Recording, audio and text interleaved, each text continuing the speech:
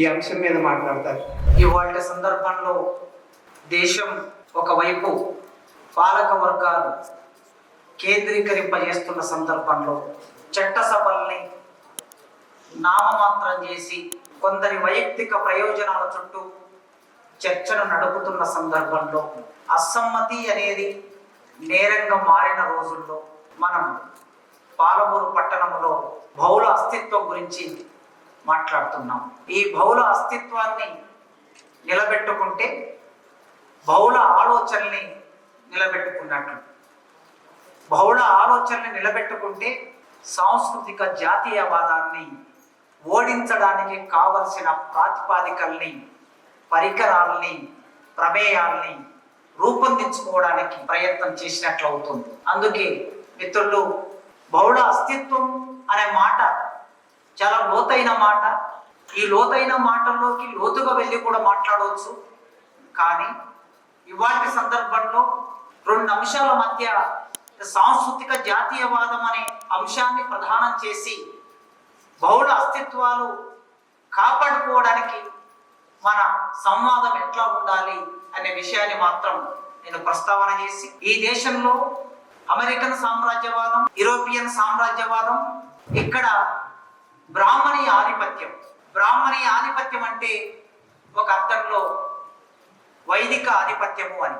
ఆ జాతీయ సాంస్కృతిక జాతీయవాదం దాడిని ఎన్నో సందర్భంలో స్వయంగా అనుభవించిన వాళ్ళం కనుక అది విషయం కాదు. కానీ మన శత్రువు చాలా అలర్ట్గా, ఇక చూసారా వీళ్ళు హిందువులను తిడుతున్నారు, వీళ్ళు హిందువులను వ్యతిరేకిస్తున్నారు, వీళ్ళు హిందూ మతం మీద దాడి చేస్తున్నారు అని చాలా సులభంగా మన శిబిరంలో ఉండవలసిన ప్రజలని అవతలి శిబిరం వైపు మళ్లించుకుంటూ ఉన్నారు. ఇది వారికి చాలా సులభమైన సాధనంగా మారిపోయింది. అందుకే శత్రువుతో యుద్ధం చేసేటప్పుడు మనకు కావలసిన పరికరాలని పదును పెట్టుకోవాల్సిన అవసరం ఉన్నది. ఆ పరికరాలని పదును పెట్టుకునే క్రమంలో మన భాష కూడా ప్రధాన పాత్ర వహిస్తుంది. భాషనే ప్రధాన పాత్ర వహిస్తుంది. సంవాదంలోకి దిగాలనుకున్నప్పుడు అదొక సిద్ధాంతమైన, అదొక రాజకీయమైన, అదొక ఆర్థిక అంశమైన, సంవాదంలోకి దిగినప్పుడు భాష ఒక సాధనం అవుతుంది కనుక ఆ భాషనే ఒక్కొక్కసారి ప్రధాన పాత్ర వహిస్తుంది. అందుకే ఇవాటి యుద్ధంలో మన భాష కూడా మారవలసిన అవసరం ఉన్నది. సారం మారనప్పుడు రూపాన్ని మార్చుకోవడానికి సంశయించవలసిన అవసరం లేదు. సారం సరైంది అనుకుంటే రూపాన్ని భిన్న రూపాల్లో వ్యక్తం చేస్తాం, సారాన్ని భిన్న రూపాల్లో వ్యక్తం చేస్తాం. కనుక సారం మీద ఉండే కమిట్మెంట్ రూపం మీద పట్టింపుగా మారవలసిన అవసరం లేదు. అందుకే ఇది వైదిక మతం, ఇది బ్రాహ్మణ మతం. వైదిక మతం, బ్రాహ్మణ మతం ఇది జాతీయ వాదంగా పరిణమించి సాంస్కృతిక ఆధిపత్యంగా మారింది. వైదిక మత ఆధిపత్యం, బ్రాహ్మణీయ ఆధిపత్యం సాంస్కృతిక జాతీయవాద ఆధిపత్యంగా ఈ దేశంలో ఎట్లా రూపొందిందో మనం చూస్తే దాన్ని ఎదుర్కోవడానికి ఇవాటికి మన ఉద్యమం సరైన దిశలో ప్రయాణిస్తుంది. మిత్రులారా, సహజంగా మనిషి ఎవరైనా సరే మనిషి స్వభావంలోనే ఒక అసమ్మతి ఉంటుంది. ప్రపంచంలో మీరు ఏ దేశంలోకైనా వెళ్ళండి, ఏ సమాజంలో చూడండి, ప్రతి మనిషి సహజ నిర్మాణం ఏమిటంటే అసమ్మతిని కలిగి ఉండటం. మార్క్స్ దీన్ని చాలా జాగ్రత్తగా గుర్తించాడు. రెడ్ లైట్ పడుతుంది, రెడ్ లైట్ పడితే ప్రమాదం అని తెలిసి కూడా రెడ్ లైట్ దాటుకొని వెళ్ళడానికి మనిషి ప్రయత్నం చేస్తూ ఉంటారు. ఇది చట్టం ప్రకారం, ఒక పద్ధతి ప్రకారం ఇది తప్పు కావచ్చు. కానీ మనిషిలో ఉండే ఆ ఎదురించి దూసుకుపోయే తత్వానికి అదొక ప్రతీక. అందుకే ప్రమాదం అని తెలిసినా ప్రమాదాన్ని ఎదుర్కోవడానికి మనిషి ప్రయాణం చేస్తారు. ఈ అసమ్మతి అనేది మానవ జీవితంలో భాగమైనప్పుడు మనిషి పశువుగా మారకుండా ఉండడానికి కూడా పెనుగులాట మొదలైంది.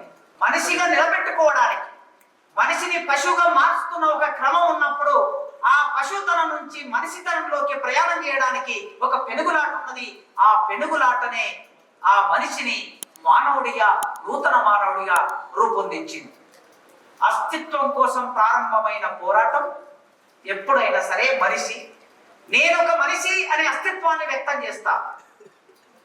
నేను ఒక మనిషిని గనక, నాకు ఒక ఊరుంది గనక, నాకు ఒక భాష ఉంది గనక, నాకు ఒక నమ్మకం ఉంది గనక, నా నమ్మకాన్ని నేను నా ఇష్టం వచ్చినట్లు వ్యవహరించుకునే ఒక అవకాశం నాకు ఉండాలి అని ప్రతి మనిషి భావిస్తాడు.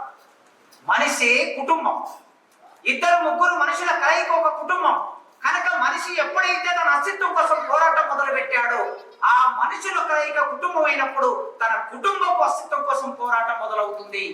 ఆ కుటుంబమే ఏదో ఒక సమాజ నిర్మాణంలో భాగం అవుతుంది కనుక భారతదేశంలో సమాజ నిర్మాణం అంటే వాళ్ళు దళితుల, వాళ్ళు బహుజనుల, వాళ్ళు ఆదివాసుల, వాళ్ళు స్త్రీల, వాళ్ళు బ్రాహ్మణుల, చాతుర్వర్ణ వ్యవస్థ నిర్మాణంలో ఆ మనుషులు ఎక్కడ ఉంటారు. ఆ మనుషులు ఎక్కడుంటే అక్కడ వారి అస్తిత్వం కోసం పోరాటం మొదలవుతుంది.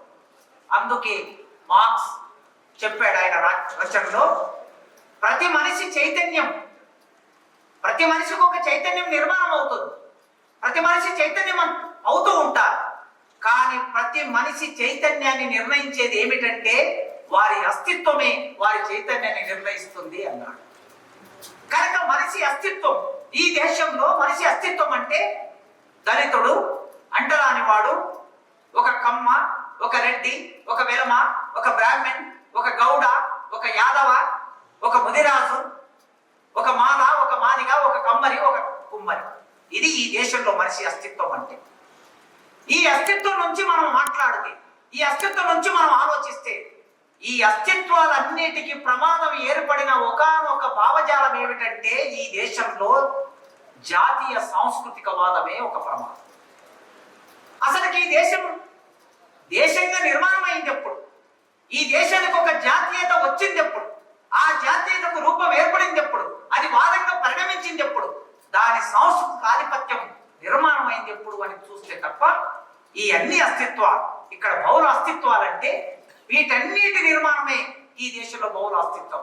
అందుకే మనిషి తన అస్తిత్వం కోసం ప్రారంభించిన పోరాటం అది చివరికి ఒక ఆధునిక మానవుడిగా పరిణామం చెందడానికి మూలమైంది.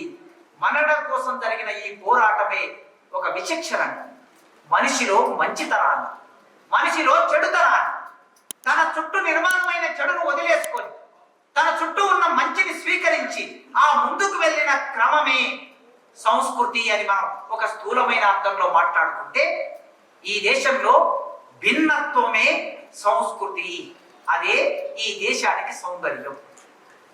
భిన్నత్వమే ఒక సంస్కృతి, అది ఈ దేశానికి సౌందర్యం. నాగరిక మానవ విలువను, సంస్కృతిని సంకుచితంగా అర్థం చేసుకునే ఒక ఆలోచన క్రమం అనేది ఈ దేశంలో ఎప్పుడో మొదలైంది. ఈ దేశంలోనే కాదు, ప్రపంచంలో ఎప్పుడైనా ఎక్కడైనా ఇట్లాంటి ఆలోచన మొదలవుతుంది.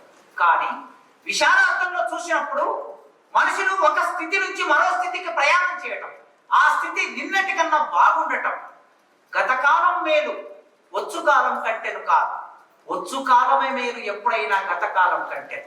ఈ వచ్చు కాలమే మేలు అనుకున్నప్పుడు ఈ వచ్చు కాలం మేలు కాదు, గతకాలమే మేలు వచ్చు కాలం కంటే అనే ఈ భావం, వచ్చు కాలం మేలు గతకాలం కంటే అనే ఈ భావం, ఈ రెండు భావాలు మానవ జీవితంలో భాగమై ఉంటాయి. వీటి మధ్యన ఒక సంవాదం జరుగుతుంది, వీటి మధ్యన ఒక చర్చ మొదలవుతుంది. వీటి మధ్యన సంవాదం చర్చ దగ్గరనే ఆగిపోదు, ఇది ఒక ఘర్షణకి కూడా దారితీస్తుంది. ఈ మానవ సమాజంలో ఈ ఘర్షణ ఇవాళ మొదలైంది కాదు. ఆ వైరం, రెండు వైరి పక్షాల మధ్య ప్రారంభమైన వైరం అది ఆలోచన స్థాయిలోకి వెళ్ళింది. రెండు ఆలోచనల మధ్య జరిగిన పోరాటమే. మార్క్స్ ప్రకారమే మళ్ళీ మాట్లాడితే అసలుకి ప్రపంచం వర్గ పోరాటం అంటే ఏమిటి?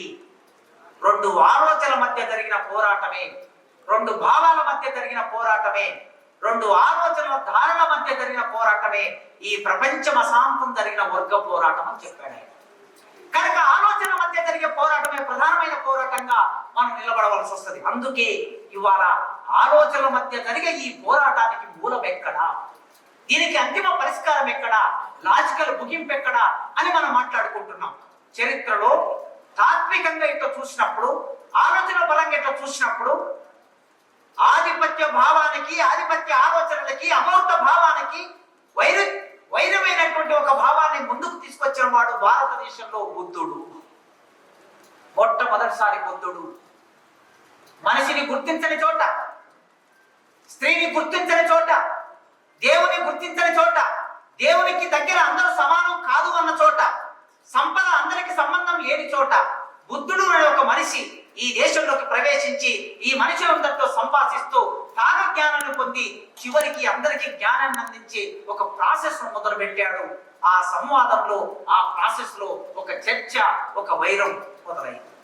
అది చర్చ స్థాయిలోనే ఆగిపోలేదు, సంవాదం దగ్గర ఆగిపోలేదు, అది వైరం స్థాయిలోకి వెళ్ళింది కనుక తర్వాతి కాలంలో బౌద్ధం మీద చేసిన దాడి, ఈ దేశంలో పుట్టిన బౌద్ధం ఈ దేశంలో లేకుండా ఎట్లా పోయిందో మనం చూశాం.